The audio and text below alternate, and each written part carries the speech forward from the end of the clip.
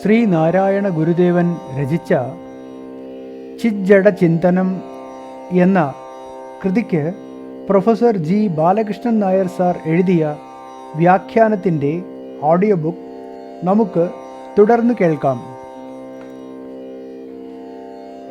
വിദ്യയെ സമാശ്രയിക്കുന്നതോടെ അവിദ്യാനിർമ്മിതങ്ങളായ പുരങ്ങളെ ഒഴിച്ചുമാറ്റി ബോധം സ്വയം തെളിയുന്ന ആശ്ചര്യകരമായ സാക്ഷാത്കാര ക്രമമാണ് ഗുരുദേവൻ 8-ാം പദ്യത്തിൽ വിവരിക്കുന്നത്. 8. എരികൈയതിലേന്തി ഇറങ്ങി വരും തിരുമേനി ചിദംബരമെന്നരുളും പുരി തന്നിലിരുന്നു പുരം പൊരി ചെയ്തരുളുന്നതു തന്നെയൊരദ്ഭുതമാം.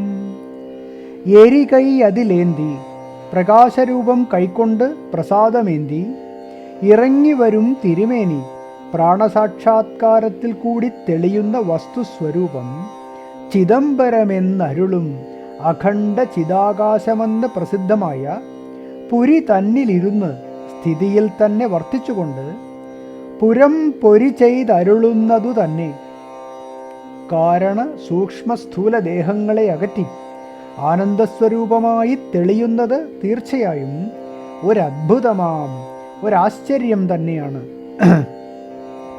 പ്രകാശരൂപം കൈക്കൊണ്ട് പ്രസാദമേന്തി പ്രാണസാക്ഷാത്കാരത്തിൽ കൂടി തെളിയുന്ന വസ്തുസ്വരൂപം അഖണ്ഡ ചിദാകാശമെന്ന് പ്രസിദ്ധമായി തീർന്നിട്ടുള്ള സ്ഥിതിയിൽ തന്നെ വർത്തിച്ചുകൊണ്ട് കാരണ സൂക്ഷ്മ സ്ഥൂല ദേഹങ്ങളെ അകറ്റി ആനന്ദസ്വരൂപമായി തെളിയുന്നത് തീർച്ചയായും ഒരാശ്ചര്യം തന്നെയാണ്. പ്രസാദ ആവിർഭാവം. ആത്മസാക്ഷാത്കാരം കൊതിക്കുന്നയാൾ രാഗദ്വേഷങ്ങൾ വെടിഞ്ഞ് മനസ്സിനെ നിസ്സംഗത്വം പഠിപ്പിച്ച് ലോകയാത്ര തുടരേണ്ടതാണ്. രാഗദ്വേഷ മാലിന്യം കുറയുന്നതോടെ മനസ്സ് പ്രകാശമേന്തി പ്രസന്നമായിത്തീരുന്നു. സവികൽപ്പ സമാധിയുടെ ആരംഭദശയാണ് ഈ പ്രസന്നത. ഇതോടെ ഹൃദയത്തിൽ ആത്മസാന്നിധ്യം സംശയാതീതമായി തെളിയുകയും ചെയ്യുന്നു. ഗീതയിലും മറ്റു പല വേദാന്ത ഗ്രന്ഥങ്ങളിലും സമാധ്യാരംഭം കുറിക്കുന്ന പ്രകാശമയമായ ഈ പ്രസന്നതയുടെ വിവരണങ്ങൾ കാണുവാനുണ്ട്. ഗുരുദേവൻ അദ്വൈത ദീപികയിൽ ഈ അനുഭവ രഹസ്യം ക്രമമായി ഇങ്ങനെ വെളിപ്പെടുത്തുന്നു. മുന്നേ കടന്നു വിഷയം പ്രതിവൃത്തി മുന്നിൽ നിന്നിടുമാവരണമാം തിര നീക്കിടുന്നു പിന്നീട് കാണുമറിവും പ്രഭതൻ്റെ പിൻപോയി കണ്ണെന്ന പോലറിവ് കാണുകയില്ല താനേ. അദ്വൈത ദീപിക 18-ാം പദ്യം. ആദ്യം വിഷയം പ്രതിവൃത്തി കടക്കണം.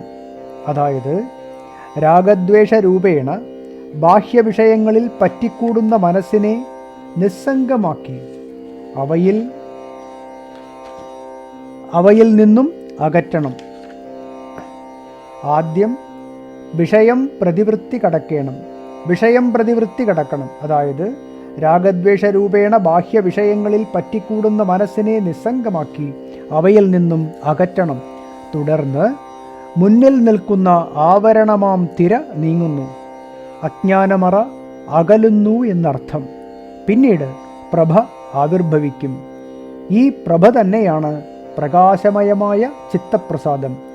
ആ പ്രഭയെ മുന്നിട്ട് യാത്ര തുടർന്നാൽ അറിവ് സ്വരൂപം കണ്ടെത്തും. കണ്ണ് തന്നെ കാണാതെ തന്നെ തൻ്റെ ഉണ്മ അനുഭവിക്കുന്നു. അതുപോലെ അറിവ് സ്വാനുഭവ സ്വരൂപമായി വിളങ്ങും. മനസ്സ് നിസ്സംഗഭാവത്തിൽ ഉറയ്ക്കുന്നതോടെ ആവിർഭവിക്കുന്ന പ്രസന്നതയെയാണ് ഗുരുദേവൻ എരികൈ അതിലേന്തി എന്ന ഭാഗം കൊണ്ട് വെളിപ്പെടുത്തിയിരിക്കുന്നത്. ഇരുട്ടിൽ പദാർത്ഥങ്ങളെ കാണാൻ കയ്യിൽ വിളക്കുമായിട്ടാണല്ലോ സഞ്ചരിക്കുക. അതുപോലെ സ്വരൂപദർശനത്തിനായി ആത്മാവ് പ്രകാശമയമായ പ്രസന്നതയുമേന്തി ചിത്തത്തിൽ തെളിയാൻ തുടങ്ങുന്നു എന്ന് ഭാവം. പ്രാണസാക്ഷാത്കാരം. പ്രസന്ന ചിത്തം വീണ്ടും മനനധ്യാനങ്ങളിൽ കൂടി ഏകാഗ്രത വർദ്ധിപ്പിക്കുന്നതോടെ ചിത്തം സ്വരൂപം ചുരുങ്ങി പ്രാണപ്രസരണത്തിന് വഴിതെളിക്കുന്നു. പ്രാണപരിസ്പന്ദമാണ് ചിത്തം. അത് ചുരുങ്ങിയാൽ മഞ്ഞുകട്ടി വെള്ളമാകുന്നത് പോലെ പ്രാണരൂപം കൈക്കൊള്ളും. തുടർന്ന് യോഗി ശരീരം അദ്ഭുതവും ആനന്ദപ്രദവുമായ പ്രാണപ്രസരം കൊണ്ട് നിറയും. ശിരസിൽ നിന്നും ശീതളമായ ഒരു അമൃതധാര പ്രവഹിച്ച് ഹൃദയം നിറയുന്നതുപോലെ തോന്നും. അതോടെ ആനന്ദസ്വരൂപമായ ആത്മാവ് പ്രാണസ്പന്ദനങ്ങളിൽ കൂടുതൽ തെളിഞ്ഞ് പ്രകാശിക്കാനും തുടങ്ങും. ഈ പ്രാണസാക്ഷാത്കാര രഹസ്യം കൂടുതൽ വിശദമായി ധരിക്കാൻ ആഗ്രഹിക്കുന്നവർ ഗുരുദേവ കൃതിയായ കുണ്ടലിനിപ്പാട്ടിന് നൽകിയിട്ടുള്ള വിശദമായ വ്യാഖ്യാനം വായിക്കേണ്ടതാണ്. പ്രാണസാക്ഷാത്കാരത്തിൽ ആനന്ദസ്വരൂപമായ ആത്മാവ് തെളിയുന്നത് ഇങ്ങനെയാണ്: ആടുപാമ്പേ പുനം തേടുപാമ്പേ അരുളാനന്ദക്കൂത്തു കണ്ടാടുപാമ്പേ. കുണ്ടലിനി പാട്ട് 1-ാം പദ്യം എന്നിങ്ങനെ ഗുരുദേവൻ ആ കൃതിയുടെ ആരംഭത്തിൽ തന്നെ ചിത്രീകരിച്ചിരിക്കുന്നത്. പ്രാണനെയാണ് പാമ്പായി സങ്കല്പിച്ചിരിക്കുന്നത്. പ്രാണസ്പന്ദനത്തിൽ തെളിയുന്ന ആത്മാനന്ദത്തെ അരുളാനന്ദക്കൂത്തായും സങ്കല്പിച്ചിരിക്കുന്നു. ശിരസിൽ നിന്നും താഴെ ഹൃദയത്തിലേക്ക് അമൃതധാര പോലെ ഒഴുകി നിറയുന്ന പ്രാണപ്രസരത്തിൽ ഇങ്ങനെ തെളിയുന്ന ആത്മസ്വരൂപത്തെയാണ് ഇറങ്ങിവരും തിരുമേനി എന്ന ഭാഗം കൊണ്ട് ശ്ലോകത്തിൽ ഗുരുദേവൻ വിവരിച്ചിരിക്കുന്നത്. ഈ സ്ഥിതി യോഗവാസിഷ്ഠം വിവരിക്കുന്നത് നോക്കുക. സാപപാദാംബരാദ്ധാര ശേഷേ ശാരീരഭസ്മനി രസായനീ ഹരശിരഃ പതിദേവ പുരാപഗ. ഉദ്ദാലകമുനിയുടെ കുണ്ടലിനി പ്രാണസാക്ഷാത്കാരത്തെയാണ് ഇവിടെ വിവരിച്ചിരിക്കുന്നത്. പ്രകാശമേന്തി പ്രസന്നത നിറഞ്ഞ ദേഹ അന്തർഭാഗത്തെയാണ് ശാരീരഭസ്മമായി കണക്കാക്കിയിരിക്കുന്നത്. ആ ശാരീരഭസ്മത്തിൽ മുകളിൽ നിന്നും ഒരമൃതധാര വർഷിക്കാൻ തുടങ്ങി. ആനന്ദരസം നിറഞ്ഞ് തിങ്ങുന്നതായിരുന്നു ആ ധാര. പണ്ട് ശിവന്റെ ശിരസിൽ പതിച്ച ഗംഗാപ്രവാഹം പോലെ അത് അത്യന്ത ശീതളവും പാവനവുമായി അനുഭവപ്പെട്ടു. കുണ്ടലിനി പ്രാണനിൽ നിറഞ്ഞു നിൽക്കുന്ന സത്യസാക്ഷാത്കാരത്തിൻ്റെ സ്വരൂപമാണിത്. അഖണ്ഡ വസ്തുസ്ഥിതി ചിത്തപ്രസാദം സവികൽപ്പ സമാധി അനുഭവത്തിൻ്റെ ആരംഭമാണെങ്കിൽ കുണ്ടലിനി പ്രാണസാക്ഷാത്കാരം അതിൻ്റെ പരിപക്വ ദശയാണ്. പ്രാണസാക്ഷാത്കാരത്തോടെ സ്ഥൂല സൂക്ഷ്മ കാരണ ശരീരങ്ങളെന്ന 3 പുരങ്ങളും മിക്കവാറും എരിഞ്ഞകലുന്നു എന്ന് പറഞ്ഞാൽ ആത്മപ്രകാശത്തിൽ തിരോഭവിക്കുന്നു എന്ന് സാരം. പ്രപഞ്ചം മുഴുവനുമായി സ്പന്ദിക്കുന്നത് ഞാൻ തന്നെയാണ് എന്ന അനുഭവമാണ് പ്രാണസാക്ഷാത്കാരം. ഒരു യോഗിക്ക് അണിമാതി അഷ്ടൈശ്വര്യങ്ങളൊക്കെ വന്നു ചേരുന്നത് ഈ സാക്ഷാത്കാര ദശയിലാണ്. പുരങ്ങളുടെ വേർതിരിവ് ഇവിടെ അവസാനിക്കുന്നു. എന്നാൽ പുര അനുഭവങ്ങൾക്കൊക്കെ കേന്ദ്രമായി വർത്തിച്ചിരുന്ന അഹന്ത പ്രപഞ്ചത്തിൻ്റെ സൂക്ഷ്മരൂപം മുഴുവൻ ഉൾക്കൊണ്ട് ഇവിടെ പ്രാണശരീരിയായി സ്പന്ദിക്കുന്നു. ഞാൻ പ്രാണനാണ്, പ്രപഞ്ചം എൻ്റെ പ്രകടനമാണ് എന്നത്രേ അനുഭവം. പ്രാണശരീരത്തിലെ ഈ ബോധസ്ഥിതിയിൽ അവശേഷിക്കുന്ന പ്രാണസ്പന്ദന രൂപത്തിലുള്ള ജഡാംശത്തെയും അകറ്റുമ്പോഴാണ് ത്രിപുരദഹനം പൂർത്തിയാകുന്നത്. പ്രാണസ്പന്ദനവും ബോധപൂർവം നിലയ്ക്കുന്നതോടെ അഖണ്ഡവും ആനന്ദസ്വരൂപവും അചഞ്ചലവുമായ ബോധം തെളിയുന്നു. ഈ സ്ഥിതിയെയാണ് ഗുരുദേവൻ ചിദംബരമെന്നരുളും പുരിയായി ചിത്രീകരിച്ചിരിക്കുന്നത്. ഈ ചിദംബരമെന്നരുളും പുരിയുടെ അനുഭവ ചിത്രം ആത്മോപദേശ ശതകത്തിൽ വിവരിച്ചിരിക്കുന്നത് നോക്കുക. അണുവറിവിൻ മഹിമാവിലംഗമില്ലാതണയുമഖണ്ഡവും അന്നു പൂർണ്ണമാകും അനുഭവിയാതറിവിലഖണ്ഡമാം ചിദ്ഘനമിതു മൗനഘനാമൃതാബ്ദിയാകും. ഒരിക്കൽ കൂടി വായിക്കാം. അണുവറിവിൻ മഹിമാവിലംഗമില്ലാതണയുമഖണ്ഡവും അന്നു പൂർണ്ണമാകും അനുഭവിയാതറിവിലഖണ്ഡമാം ചിദ്ഘനമിതു മൗനഘനാമൃതാബ്ദിയാകും. ആത്മോപദേശ ശതകം 97-ാം പദ്യം.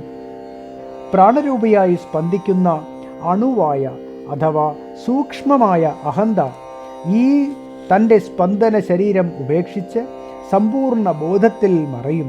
അഖണ്ഡവസ്തു അതോടെ പൂർണ്ണമായി പ്രകാശിക്കും. ഈ സാക്ഷാത്കാര സ്ഥിതി അനുഭവിച്ചു മാത്രമേ അറിയാൻ പറ്റൂ. ഘനീഭവിച്ച അഖണ്ഡ ബോധമാണ് ഇവിടെ തെളിയുന്ന വസ്തു.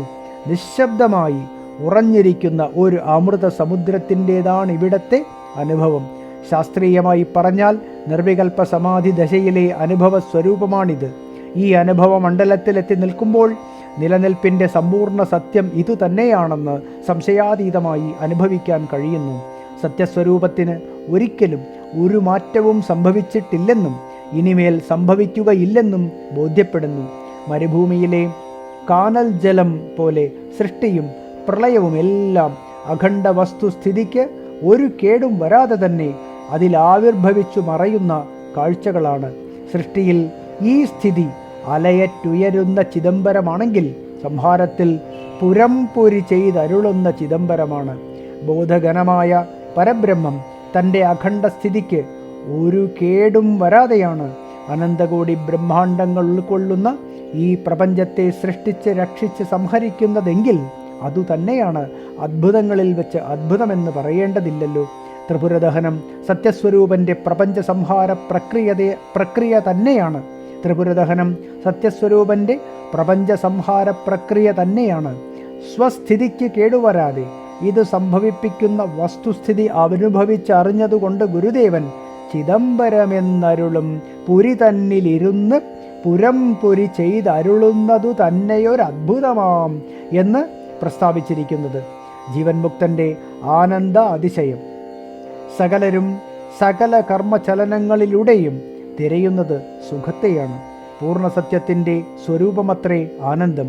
അതുകൊണ്ട് അറിഞ്ഞോ അറിയാതെയോ എല്ലാവരും അന്വേഷിക്കുന്നത് സത്യത്തെയാണെന്ന് ഓർക്കേണ്ടതാണ്. എന്നാൽ അതിൻ്റെ ഇരിപ്പിടം വേണ്ടവണ്ണം അറിയാതെ തിരയുന്നത് കൊണ്ട് പലരും തിരഞ്ഞ് അതിൽ നിന്നും അകലുകയാണ് ചെയ്യുന്നത്. അന്തർമുഖമായി അതിനെ അവനവൻ്റെ ഉള്ളിൽ അന്വേഷിക്കുന്നയാളിന് ആ സത്യം പൂർണ്ണമായി തെളിയുന്നു. അങ്ങനെ ആത്മസാക്ഷാത്കാരം നേടി ജീവൻ മുക്തനായി തീരുന്ന ബ്രഹ്മനിഷ്ഠൻ്റെ ആനന്ദ അനുഭവമാണ് എല്ലാ ആനന്ദ അനുഭവങ്ങളിലും വെച്ച് ശ്രേഷ്ഠമായിട്ടുള്ളത്. ദേഹനാശത്തിൽ പോലും നഷ്ടപ്പെടാത്തതും ഘനീഭവിച്ച് ഇടതടവില്ലാതെ അനുഭവിക്കാൻ കഴിയുന്നതുമാണ് ആ സ്വരൂപാനന്ദം. അതനുഭവിച്ച് ധന്യത നേടിയ ഗുരുദേവൻ മതിമറന്ന് മധുര ശബ്ദങ്ങൾ കൊണ്ട് അതിനെ മാടി വിളിച്ച് അഭയം തേടുന്നതാണ് അടുത്ത പദ്യം. 9-ാം പദ്യം. Audio book തുടരുന്നതാണ്.